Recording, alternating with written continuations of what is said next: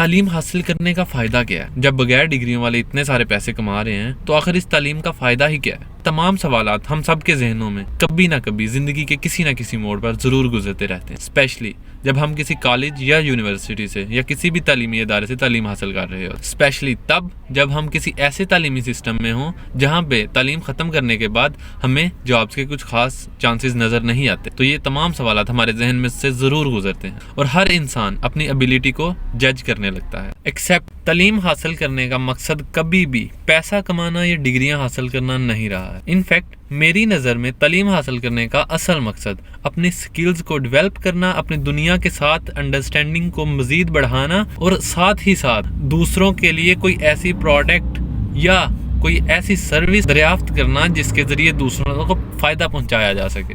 तालीम का असली मकसद यही है, लेकिन फॉर्चुनेटली या अनफॉर्चुनेटली इस दुनिया में एक ऐसी इंडस्ट्री एस्टेब्लिश हो चुकी है जिसके ज़रिए हमें अपनी स्किल्स को दिखाने के लिए एक पीस ऑफ पेपर की ज़रूरत होती है, और वो पीस ऑफ पेपर किसी भी कॉलेज या यूनिवर्सिटी से 4 साल डिग्री या 5 साल कोर्स करके हासिल किया जा सकता है। और वो पीस ऑफ पेपर देखने के बाद एम्प्लॉयर के लिए बहुत आसान होता है कैंडिडेट्स को जज करना कि इसमें कौन कौन सी स्किल्स मौजूद हैं। अगर वो वैसे स्किल्स को उसके एक्सपीरियंस की बेस पे जज करेगा तो उसके लिए काफ़ी मुश्किल हो जाएगा। इसलिए ये तालीम को डिग्री के साथ जोड़ दिया गया है कि इसकी स्किल्स को जज किया जा सके कि इसमें कौन कौन सी स्किल्स हैं। तालीम का असली मकसद यही है। इवन देन अगर किसी की इंसान की फाइनेंशियल सूरत हाल पहले ही बहुत बेहतर है और उसको मज़ीद पैसों की ज़रूरत नहीं है, या वो कोई ऐसी जॉब कर रहा है जिससे उसको इनफ मनी हो जाती है कि उसको मज़ीद पैसों की ज़रूरत नहीं है, तो ऐसे इंसान को एजुकेशन की क्या ज़रूरत है? मेरी नज़र में एजुकेशन हासिल करने के 2 बड़ी वजूहात हैं। अगर आपको किसी भी चीज़ का फ़ायदा जानना है तो आप सबसे पहले अपने दिमाग में ये सोचें कि फॉर एग्जाम्पल अगर मेरे पास ये चीज़ नहीं है तो मुझे इसका नुकसान क्या होगा। तो इसलिए किसी भी चीज़ का फ़ायदा जानने के लिए सबसे पहले सोचें कि अगर ये चीज़ मेरे पास नहीं है तो इसका नुकसान क्या होगा। मैं एक एग्जांपल देता हूँ। 2 इंसान हैं, दोनों सेम सिचुएशन में फंस जाते हैं। एक एजुकेटेड है, दूसरा अनएजुकेटेड है। एक के पास तालीम है, दूसरे के पास नहीं है। दोनों की सिचुएशन एक ही है। तो जिसके पास तालीम नहीं है वो उसका जो लिया गया फैसला होगा वो इमोशंस बेस्ड फैसला होगा, क्योंकि उसको फैक्ट्स एंड फिगर का नहीं पता, उसको दुनिया के हालात का नहीं पता,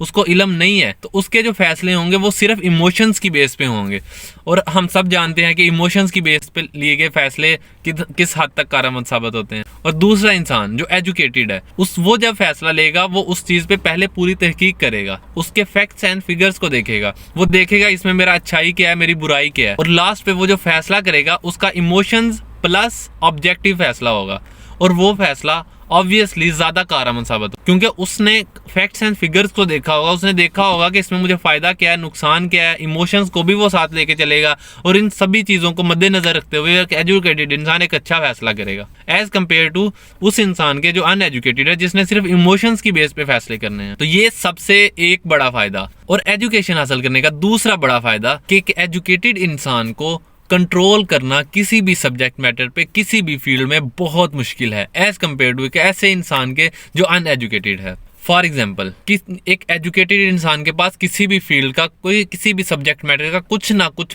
डाटा ज़रूर होगा, उसको किसी भी फील्ड का कुछ ना कुछ ज़रूर पता होगा एक एजुकेटेड इंसान को। और जब हम उस पर हावी होने की कोशिश करेंगे उसी सब्जेक्ट मैटर में तो बहुत मुश्किल हो जाएगा, क्योंकि उस इंसान को पहले ही उसका सब्जेक्ट का नॉलेज है। और एक एज़ कम्पेयर टू एक ऐसे इंसान के जिसके पास नॉलेज नहीं है उस पर कंट्रोल करना बहुत आसान है। अनएजुकेटेड इंसान को कंट्रोल करना बहुत आसान है क्योंकि उसके पास उस चीज़ का नॉलेज ही नहीं है। उसको आप जो बात कहोगे वो मान लेगा क्योंकि उसके पास नॉलेज नहीं है। वो जो भी फैसला करेगा इमोशन की बेस पे करेगा, उसको जो ठीक लगेगा उसको जो सुनेगा उसको वही ठीक लगने लग जाएगा, और उस पर हावी होना बहुत आसान है एज़ कम्पेयर टू एक एजुकेटेड इंसान के।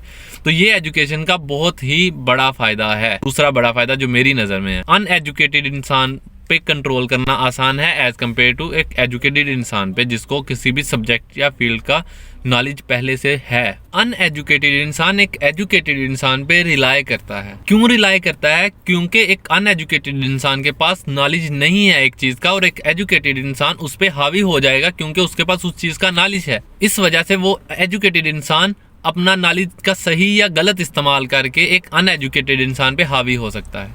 तो ये एजुकेशन का दूसरा बड़ा फ़ायदा है। Through out the human history जितनी भी डेवलपमेंट हुई है वो सारी की सारी किसी ऐसे फैसलों की बिना पे हुई है जो इल्म से ताल्लुक़ रखने वाले हों। तो एजुकेशन सिस्टम से लिंक होने का मतलब ये है कि आपको through out the human history का पता चलता है कि एक्चुअली चल क्या रहा है, दुनिया में हो क्या रहा है। तो इसलिए तालीम बहुत ज़रूरी है, ना सिर्फ पैसा कमाने के लिए बल्कि अवेयर होने के लिए, अपनी दुनिया के बारे में अवेयरनेस होने के लिए, अवेयर होने के लिए, हर चीज़ के, हर सब्जेक्ट और हर मैटर के बारे में जानने के लिए तालीम बहुत ज़रूरी है। मुझे दें इजाज़त, मिलते हैं आपसे नेक्स्ट वीडियो में, तब तक अपना ख्याल रखें। अल्लाह हाफिज़।